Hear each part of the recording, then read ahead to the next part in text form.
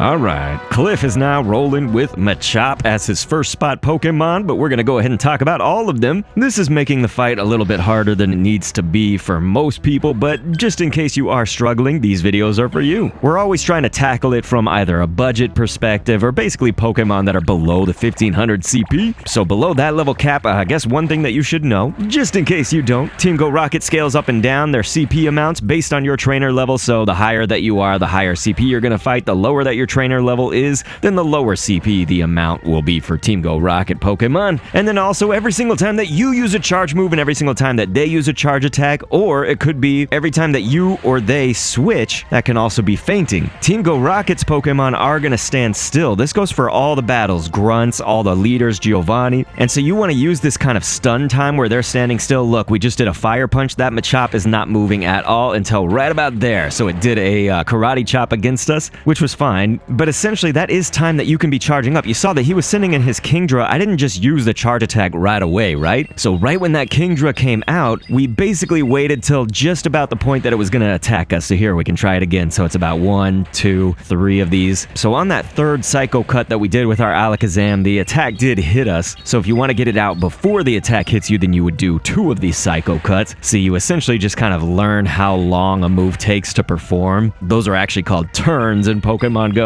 Is it 1 turn? Is it 2 turns? Etc. And so we're just kind of getting in bonus damage right now with this Fire Punch. It's not very effective at all because, of course, Kingdra is going to like doubly resist that. Dragon resist fire and water resist fire. So why would we keep doing that? Well, again, it's just to kind of get that bonus damage, a little bit extra before we really send in who we want to use. So we use that like stun time, again, that approximately 3 seconds of stun time by sending in our Scrafty to get a few hits. That's going to generate some energy for us for when we actually use Scrafty, but then we switch to the Pokemon that we meant to be using basically for this against his Kingdra right here, and that would be Clefable. It would be nice if we could get off our Fairy charge attacks, which is Dazzling Gleam, but no, I only had enough energy for Meteor Mash. Basically, I was going to get rocked. That Kingdra can be hardcore. I've actually shown it off before, whether Giovanni was using it, whether Cliff was using it, so you can see just across the history of like videos on this channel, if you see the Kingdra in the thumbnail, that's usually a good indicator, just in case you need some other Pokemon to use. But you just always want to address these fights based on not only the Pokemon that your opponent is using, but also really focus on resisting the fast attack, you know? So like whatever the typing is of that fast attack, like Tyranitar right here is using Bite, one of the best Pokemon ever for Bite. Even if you're not going to be dealing super effective sometimes, like against Aerodactyl when it had Bite with Cliff, Scrafty is just like straight up the GOAT because you've got a Pokemon that is bulky enough, can use a lot of spammy move sets and stuff like that. That's more what it's about, is using a spammy move combination that can fire off a lot, but also the resistance. You know, it's fighting and it's dark, which both resist dark. And so take these principles into any fight and click an end screen on screen to see another one. And thanks for viewing.